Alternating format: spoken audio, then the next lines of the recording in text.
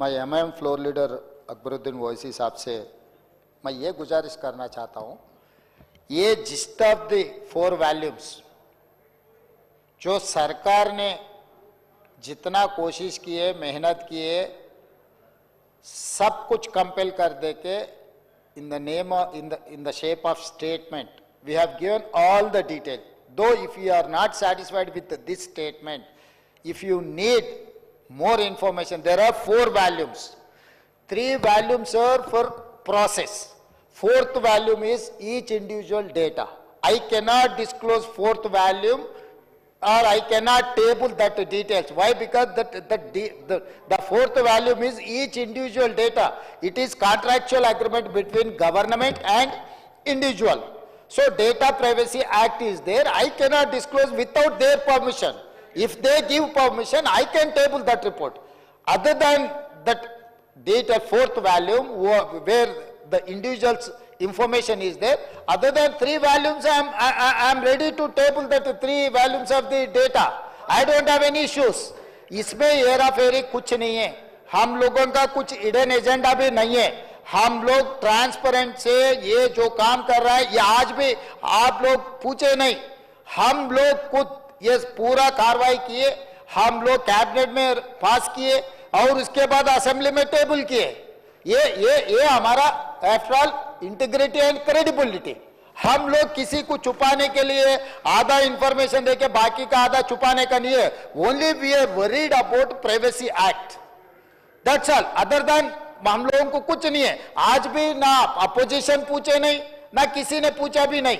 मैं खुद जिम्मेदारी से ये पूरा हाउस में मैं चर्चा को ले लिए, पूरा डिटेल्स दे दिए और आज ये स्टेटमेंट भी पूरे जिस्ट पूरा इंफॉर्मेशन इसमें 1 by 1 chronological, what is the process, what is the outcome, I have given everything. So again I wanted to tell my learner friend, सरकार कोई छुपाने का, सरकार को कोई भागने का इरादा नहीं है। आप लोग जो बोले हम लोग लीगली वेटिंग कर लेंगे, जो डेटा मैं टेबल कर सकता हूं सब कुछ टेबल करूंगा। इंडिविजुअल का जहां तक मुझे पता है, क्योंकि I was an parliament member when the bill was passed in the parliament, data privacy act. अगर किसी इंडिविजुअल का कहीं पब्लिक डोमेन में कहीं पर हम लगाए, वो क्रिमिनल प्रोसिक्यूशन के लायक है, इसीलिए हम लोग टेबल नहीं किए। जो अकबर साहब ने जो पूछ रहा है, जो डिमांड कर रहा है, हम लोग टेबल करने के लिए तैयार है। और दूसरी बात रहा अकबर साहब, ये जो अगर हमारे मंत्री महोदय केटीआर ने पिछले जो मंत्री किया, ये ऑफिशियल डॉक्यूमेंट जो कह रहे हैं ना, इसके हिसाब से 33 पेज आप भी स्टडी करो। उनके हिसाब से 100% पॉपुलेशन, 51% बीसीस, 21% ओसीस, 18% एससीस, 10% एसटीस, मिला के 100%। इसमें मुस्लिम बीसीस भी इसमें, उसके एक पेज पलटा है तो एक पेज पलटा हो अकबर साहब, 34 पेज में मुस्लिम पॉपुलेशन दिया 11%। उन लोग मुस्लिम पॉपुलेशन ने दिया 11%, जो मेरा रिपोर्ट में 12.6% है। विदाउट 3.1% हम लोग सिस्टम में नहीं आया। 96.9% जो हम लोग जो रिपोर्ट किए उसमें 96.9% में मुस्लिम पॉपुलेशन इज 12.56, मतलब परसेंटेज इंक्रीज हुआ, कम हुआ। और दूसरी बात रहा इंक्लूडिंग बीसी रिजर्व, इंक्लूडिंग मुस्लिम बीसी ऑल्सो 51%। अगर ये 51% बीसी मुस्लिम बीसी 10% है, 10% निकाले तो ये 40% हो जा रहा है। जो पिछले सरकार ने जो बीसी का जो पॉपुलेशन दिखा है, तो आज मैं 46.25 दिए बीसीस के लिए। तो आप पॉपुलेशन के हिसाब से देख रहे, जो पॉपुलेशन सिस्टम में आया ये एक्यूरेट है। इसीलिए बीसी हिंदू प्रैक्टिसिंग बीसीस का पॉपुलेशन बढ़ गए, बीसीस मुस्लिम प्रैक्टिसिंग का भी पॉपुलेशन बढ़ गए। यहां पर कम हुआ ओसीस का, वो पिछले सरकार ने 21% दिया ओसीस का। मेरा रिपोर्ट में इंक्लूडिंग मुस्लिम ओसी प्रैक्टिस 15%, अदरवाइज 12% मेरा हिसाब में है। तो यहां पर कौन सी जाति को हम अन्याय किए? जो एक्चुअल डाटा हम दिखाए, हम पूरे दे दिए, हर चीज हम दिखाए। मुस्लिम का वो अपर कास्ट कौन है, मुस्लिम में बीसी कास्ट कौन है, मैं इन डिटेल टोटल पूरा दिखाए। तो आज बोल रहा है नहीं नहीं सरकार ने झूठ बोल रहा है। किसको भटकाने के लिए कोशिश कर रहे अध्यक्ष महोदय? इन लोग किसको क्यों झूठ बोलने के लिए कोशिश करे? वो लोग काम नहीं करते, हम लोग किए, तो वो जो किया वो हम लोगों को ये कर रहे हैं। अध्यक्ष महोदय, मैं आज पूरा फिर एक बार मैं बोलना चाहता हूं अध्यक्ष, ఎస్సీ పాపులేషన్ మా రిపోర్ట్ ప్రకారం ఈ రోజు మొత్తం సర్వేలో పాల్గొన్న కుటుంబాలు పబ్లిక్ 3,54,77,554 మంది వీళ్ళందరూ సర్వేలో పాల్గొన్నారు. ఇది ఎంత అంటే 96.9%. ఇందులో ఎస్సీలు 61,84,319 మంది, ఇది 17.43%. వాళ్ళు అంతకుముందు ఎస్టీల శాతం 10% చూపించారు అధ్యక్ష. ఈరోజు ఎస్టీలు 37,05,929 10.45. ముస్లిం ఈ ఎస్టీ పాపులేషన్ పెరిగింది అధ్యక్ష.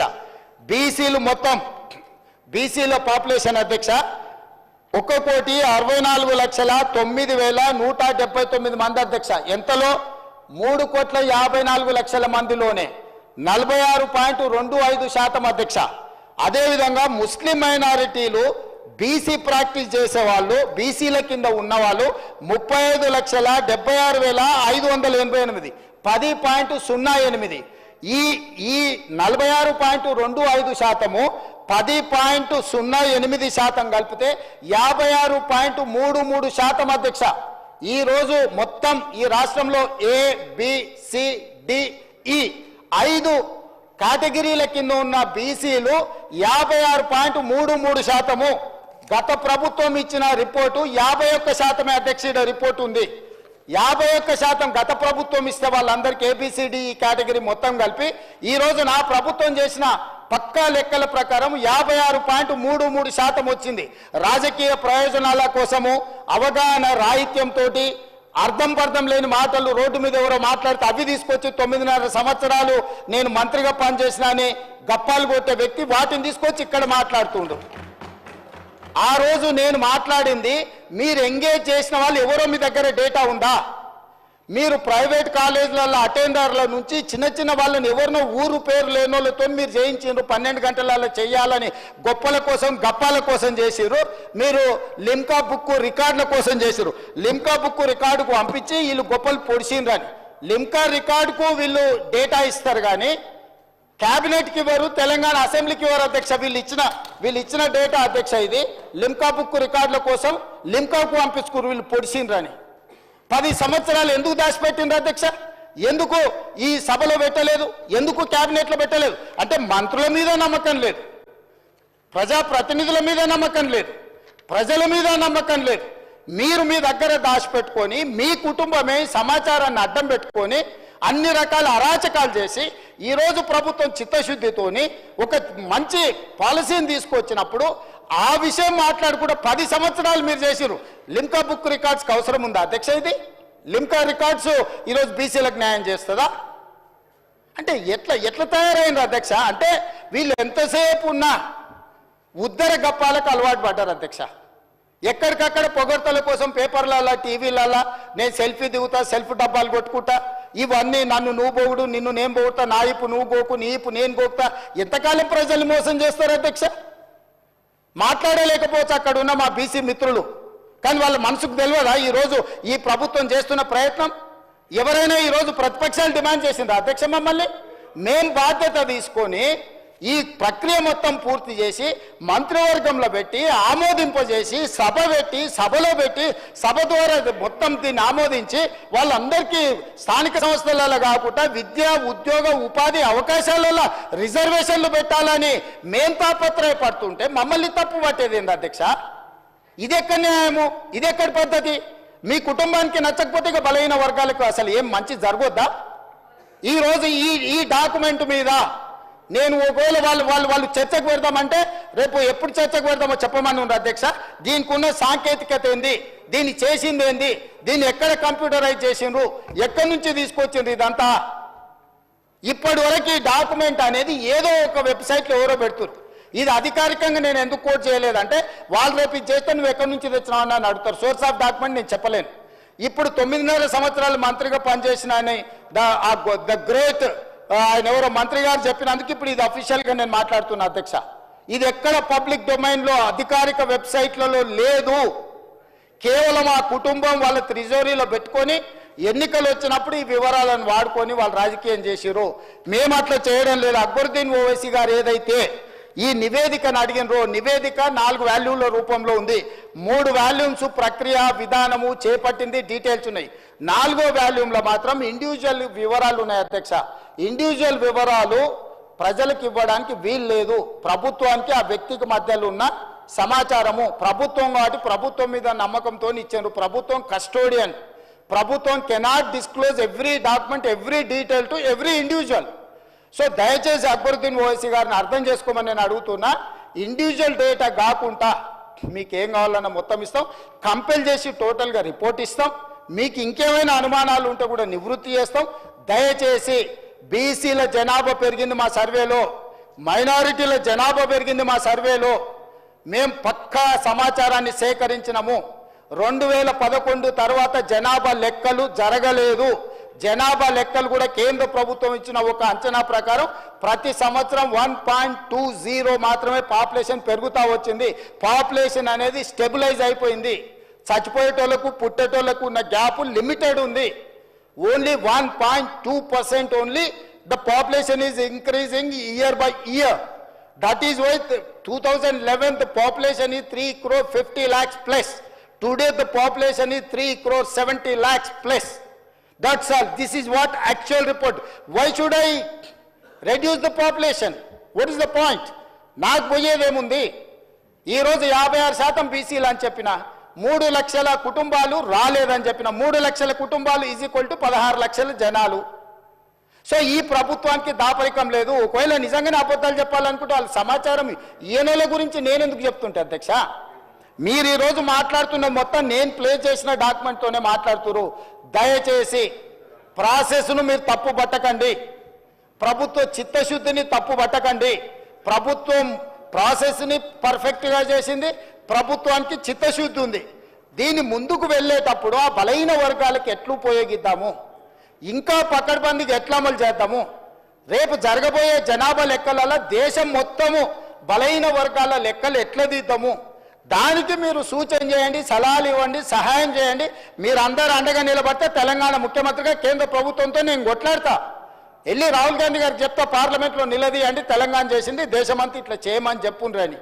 అంతే తప్ప మిత్రుడు పాల శంకర్ గారికి నేను సూచన చేస్తున్నా, అబద్ధాల సంఘం చెప్పే అపోహల బాటలు పడకు మిత్రమా.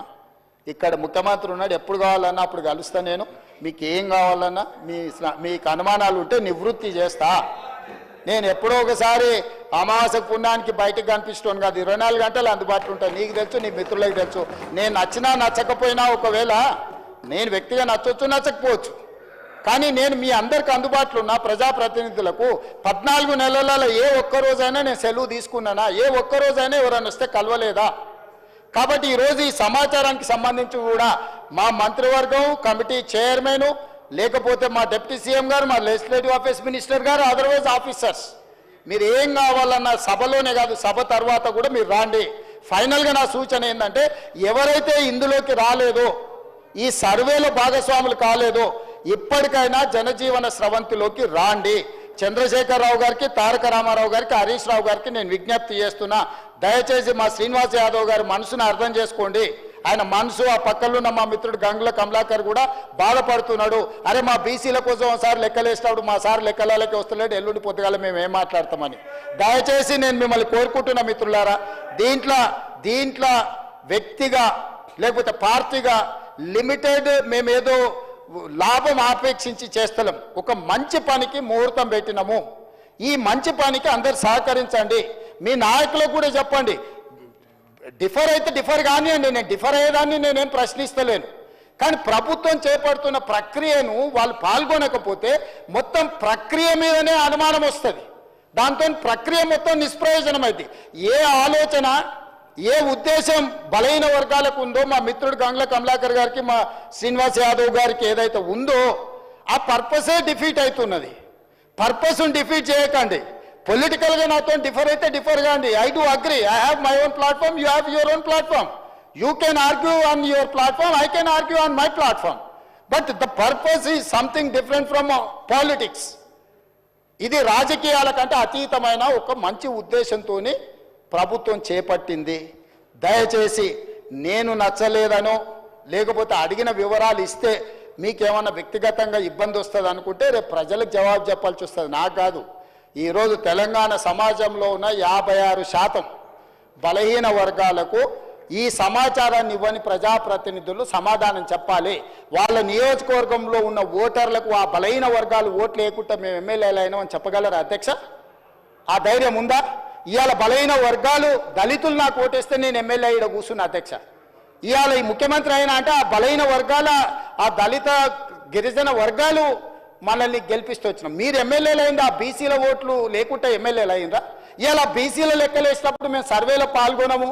మాకు రేవంత్ రెడ్డి జుట్టు నచ్చలేదు, లేకపోతే రేవంత్ రెడ్డి ముక్కు నచ్చలేదు. రేవంత్ రెడ్డి కోసమా ఇది? రేవంత్ రెడ్డి నచ్చొచ్చు నచ్చకపోవచ్చు, ఇది బలహీన వర్గాల కోసము పనిచేస్తున్న విధానము. ఇది ప్రభుత్వము. ఈ ప్రభుత్వ విధానంలో బలహీన వర్గాలకు మేలు చేయాలనే ప్రయత్నం చేస్తున్నాం. దయచేసి చిన్న చిన్న కారణాల చేత ఇంత పెద్ద లక్ష్యాన్ని బలహీనపరచకండి అని చెప్పి నేను ప్రధాన ప్రతిపక్ష నాయకుడికి వాళ్ళ ఎమ్మెల్యేలకు నేను కోరుకుంటున్నా అధ్యక్ష. Akbar sir. Honorable Speaker, sir, I thank the Honorable Chief Minister Saab for giving a detailed reply to the demand made by me. Sir, I thank him very much, sir.